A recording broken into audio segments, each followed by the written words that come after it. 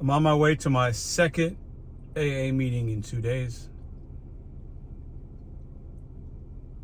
In today's video, I'm going to talk about the first one, kind of my experience with it, just quickly, and then I want to talk about a couple other things today. Welcome back. I appreciate you guys for watching these videos. I know it's very different than what most of you are used to, and there's some new people here maybe too. But I appreciate the love, the support, the kind words, the vulnerability you guys are showing in the comments. Thank you. I haven't gotten to read everyone. I haven't responded to everyone. My thought is to do that very soon. But I just want to say thank you in the beginning of this video for everybody that has shown support on and off of YouTube, the conversations I've had off YouTube, people I've talked to on the phone. Thank you. So let's start the video. So yesterday I went to my first Alcohol Anonymous meeting, and I didn't know what to expect. I was nervous because I didn't know what to expect. I didn't know if I was gonna start crying. Been doing a lot of that the last week. When you stop drinking, I gotta learn to start talking just about me and not in generally. Since I've stopped drinking, I've been feeling a lot of things. Things I knew that were there, things that are resolved, not resolved. Things about myself, things about things I've been a part of. Those are for other videos, maybe. I don't know. If it will be appropriate or not, the video will be made. I have no idea. Anyways, I was nervous. It was awkward at times. I didn't say anything. Everybody was extremely nice, welcoming. They used my name. They asked my name. They used my name. They were passing around a card, and people were like putting information on it, and I didn't know what it was. I didn't know that they did that. I was unaware that they did that at these meetings. And then the guy that I was standing next to, he was sitting down, I was standing there. I don't know, there was maybe 20 people there. He hands me the card and says, these are a number of men that if you need to reach out to them, you could call any of these people on this. And that was very I was like, thank you very much. And I haven't had to use it, and I don't feel like I don't know if I'll need it, but it's nice to have that. And I think that's a common thing that they do in AA meetings for newcomers, at least from what I understand, but I didn't know that. So I got that, and then people were telling stories. They went over the 12 steps. They just talk about it, and then people are telling they're sharing stories. And it seems like I was the only I was the only new person there that I was aware of. It seems like everybody knew everybody, and they were kind of tight. Some people shared. Not everybody shared. I would say more than half, about half, maybe a little more than half people shared. And it was nice. I mean, it's nice to know you're not you don't feel like a piece of shit by yourself, or you don't feel shamed by yourself. And everybody's that's there has got a story, and they're there for whatever reason, and they've got this amount of months or days or years of sobriety or whatever. I was there just to listen. I just needed to see how it felt to be in that room and as an adult man and not a child. But it was awkward. A few times there was a couple moments of silence where somebody would speak, and then you'd have 10, 15 seconds and nobody's saying anything. And when you're standing in a room with people, and there's just energy in rooms like that, right? Or at least I felt it. It's awkwardness, but then also hope, and I don't know what words, I don't know. And I told myself, I'm I'm not gonna say anything. I told myself that because I know me. I know I don't want to. I don't know if it's not that I'm not ready. I just didn't want to. I didn't feel like it was appropriate, So I'm just wanted to listen. And everybody was just very kind, very nice and thoughtful. And then afterwards I left. It was an hour, I left. and I felt good about it. From some of the research I've done and from talking to people, they say go to 3 meetings or something, but have them be different types of meetings. There's different types of meetings, speaker meetings and like open meetings or book meetings. And, you know, there's a big book they call it, I believe. I don't have one, don't know if I'm going to get one. You can get sponsors. I don't know what my journey is going to look like with this. This is my second meeting. I'm going to be in this meeting, and it starts at 6 o'clock. It's 5:10. And I don't know what to expect. It's a different one, though, because that was recommended. The place I went last night, they have only like a Zoom style tonight. And I don't want the Zoom style. I want to be in a room with people. We've talked about this on this channel. If you want something different in life, you got to be willing to do something different, right? So this is me doing something different. I feel uncomfortable a little bit. I still feel shame. I know a lot of you guys in the comments are saying, don't feel shame. I felt shame before with other things that I've dealt with. And I know, you know, I still carry shame with me. I just do.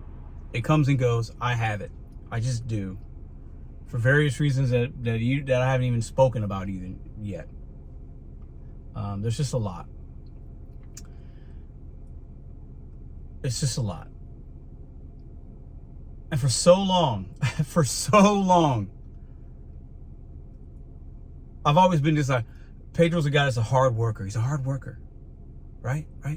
Every job I've had, I've been promoted at.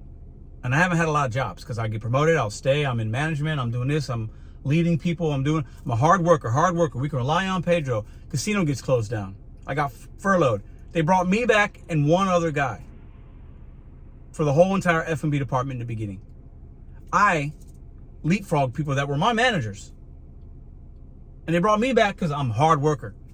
And I always wore that as like a badge of honor. But it's a coping mechanism. At least I think it is. And once again, I'm trying to go into this journey, stripping myself down. And because there's things I've done therapy years ago and stopped. It's been, I think my last therapy session was, maybe 5 years ago, 6 years ago, something like that, about that time frame. 5 years probably. I've done some work. I've done work.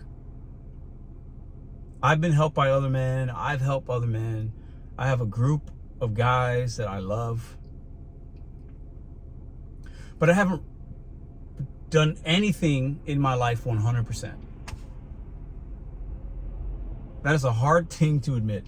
I haven't done anything in my life 100%. I haven't seen anything through 100% of the way.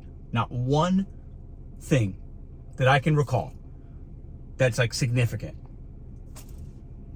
Not one thing. Not one thing. So while I work hard, I'm a hard worker,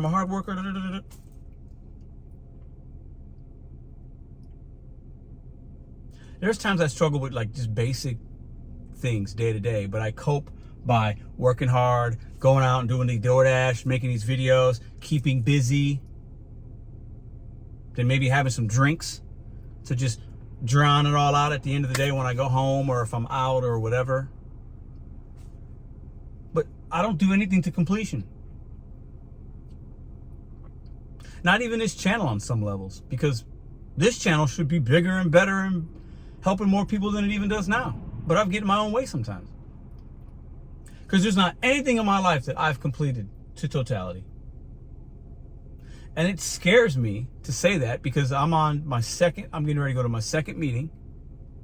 My plan is to go to one when I feel like I need it, or at least go to another one for sure tomorrow to do my 3 and then just take a stock. And I guess what they say is you got to do one day at a time, or I don't know, but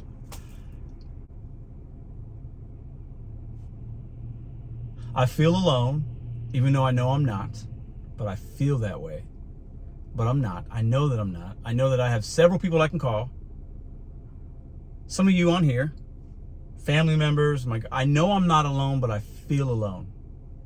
Can anybody relate to that? Like, I don't know. These videos that I make that will just be whenever I make them, it's just me just getting my thoughts out. In a way to help myself first. And then if you get something from it, that's a cherry on the top. But I'm not gonna sit here and just be like, I'm here to help you, and you gotta bet on yourself, and you gotta these things might be true, betting on you. It's all great. I've helped DoorDash community people. I've talked to people offline and helped and had great conversations with some of y'all, and that's all great and dandy. But like I said yesterday, I gotta strip myself of my ego, my stubbornness. It's gotten in the way more significantly for basically 21 plus years. But the last few, I think I've given myself this false sense of reality in some regards of who I am. That's not to mean that I've lied about this or that, or, that's not it. But sometimes it's the things that I don't say out loud that are the lies, if that makes sense. I'm nervous. I'm scared. I'm afraid. I don't know what to expect. My hope is that I don't ruin any other relationships.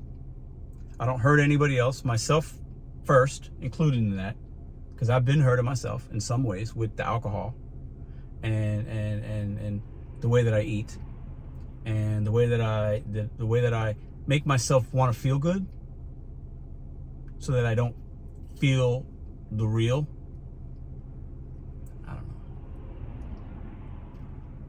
I don't know what's going to happen with this YouTube channel, and if this is a new path. Will I ever make a Walmart Spark video? Like, I don't even know. I haven't worked in 2 weeks, guys. Well, almost 2 weeks. We're going on 2 weeks. No money. No money in the gig economy. I think we're on, this is day 12 or something. And I thought today, do I turn the apps on? Even yesterday, do I turn it on and just do a quick little whatever on the way as I'm doing this? I was like, and I haven't. And that's good. Because there's so many times where I turn that app on or try to work and make some money to cope.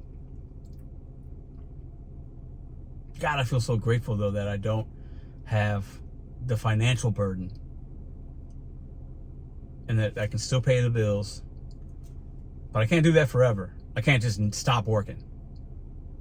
That's not an option. But I know it doesn't feel appropriate to do it now because I feel like it doesn't seem right. Maybe I'll work tomorrow. I don't know. But I got to work on myself first.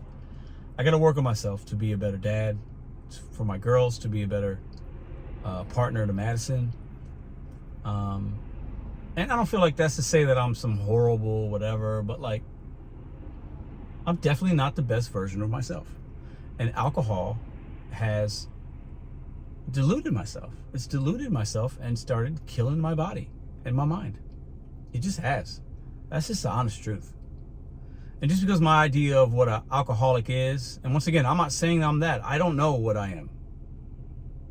But what's interesting is I always tell myself, I'm not an alcoholic because it's not causing me problems. I'm not stumbling. I'm not doing this. I'm not doing that. I'm not, I can still pay my bills. But like, if I look back at certain parts of my life and things I had or didn't have or things that were taken away, like, alcohol played a part. So once again, I have an unhealthy relationship with alcohol. And I'd like to drink something right now, if I'm being honest, because it would taste good. And I know that it would feel good. And I know I feel confident that I wouldn't like drink to excess. I could probably go to the store right now and get a 6-pack of Twisted Tea or a bottle of vodka, mix it with some juice and be fine and not drink the whole bottle, but just feel, I feel calm. I feel, oh man, that feels good. I know that's how I'd feel. And I'd go to sleep or I'd pass out or whatever. And I'd wake up and maybe have a hangover or maybe not have a hangover, but like, I'm killing my insides. And because I have type 1 diabetes, it's just ruining me. And it might not feel that way in the moment, but it has for the last 21 years. So that's why my relationship is unhealthy with alcohol. That's why I decided to try the AA, because I don't know, I've never done it before, and I don't know what else to do. So I'm gonna do something rather than do what I've been doing. And I gotta do it for myself first.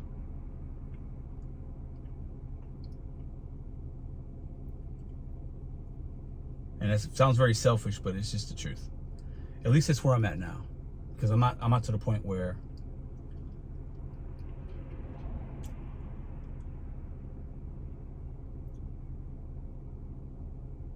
these videos are not easy to make. And I'm somebody that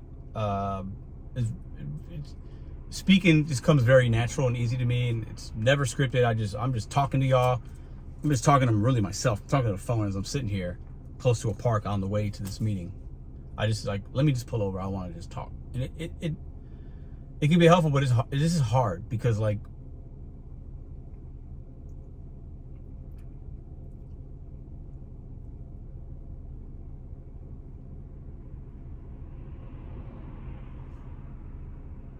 I guess I'm still just feeling like I know there's strength in what I'm doing because other people are saying it, and I get that, and I've done some work in my life, but like I said, I've never done anything to 100% completion. I just haven't. Not that I can think of right now. I just can't.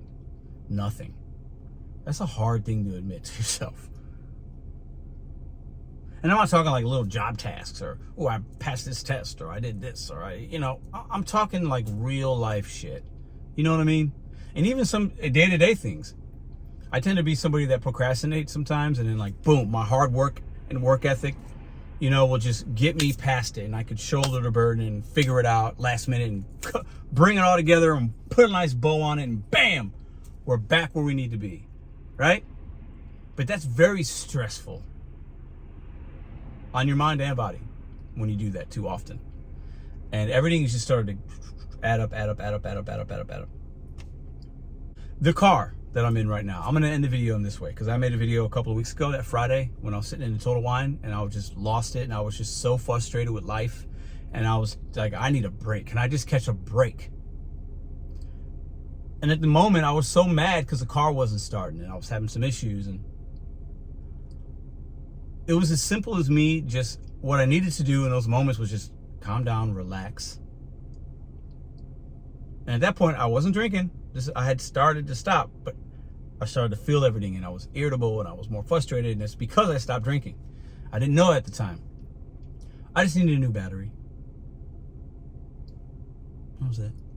The battery in this car is behind the passenger seat in the floor bed. Not very easy to get to, but not difficult to get to. But instead of taking care of something so simple, I just got mad at the world and woe is me. It was a battery. I just need a new battery. And sometimes it'd start, and sometimes the voltage crank thing was off, whatever. It was a bad battery. That was it. Need to be replaced.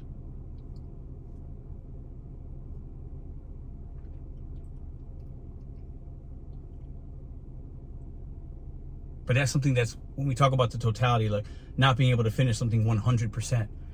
I'm really good at putting Band-Aids on certain things and not what's the root cause. Okay, let me just calm down for a second. But when you drink, sometimes it allows you not to complete anything 100%. Because then you'll just drink and be like, forget about the battery. I'll worry about it tomorrow, or it'll start, or I'll just get a jump, or I'll call AAA, or let me buy this jump starter. I'll figure it out, and I'll just get mad about it, and blah blah blah blah blah blah blah blah blah blah. But if I drink, I don't have to worry about it. That's tomorrow's problem.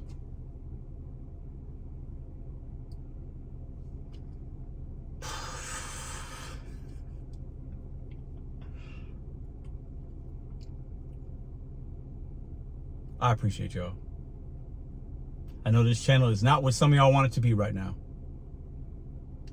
This channel is what I need it to be right now. And if it helps you, it helps you.